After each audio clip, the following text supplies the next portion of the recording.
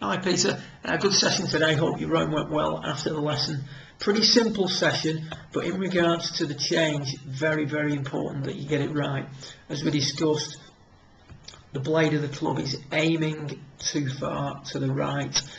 This in turn results in you having a swing that's got a lot of compensations.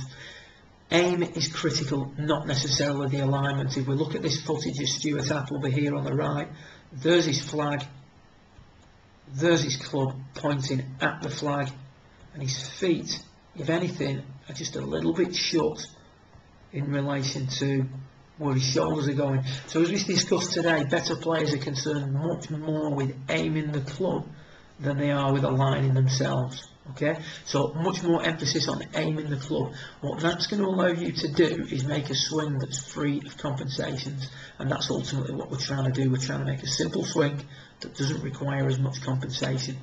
Because we aim to the right, we know that we're going to have to come over the top of it as we start down to get that ball to go at the target we're looking at.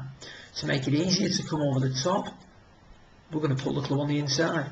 So the issues that you may have with your takeaway are just compensations based on the first move down that you need to make, which is a direct result of you aiming too far to the right.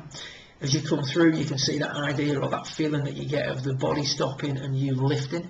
The reason for that is the body now, as it unwinds, you're way ahead of it, your arms are lagging behind. Therefore, you need to stop the body to allow the arms to catch up.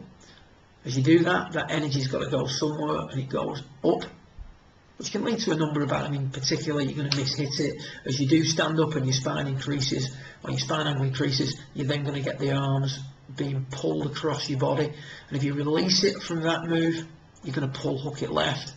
And if you don't release it from that move, you're going to leak it out to the right. So there's a lot of compensations there based on the mistake of aiming the club too far right at setup. If we compare that to Stuart Appleby, because his aim's better, he's now able to take the club back in a little bit more of a neutral line. But more importantly, as he comes into the hitting area, you can see that he can keep everything moving through at the same rate. That in turn keeps him down through the ball. Yeah?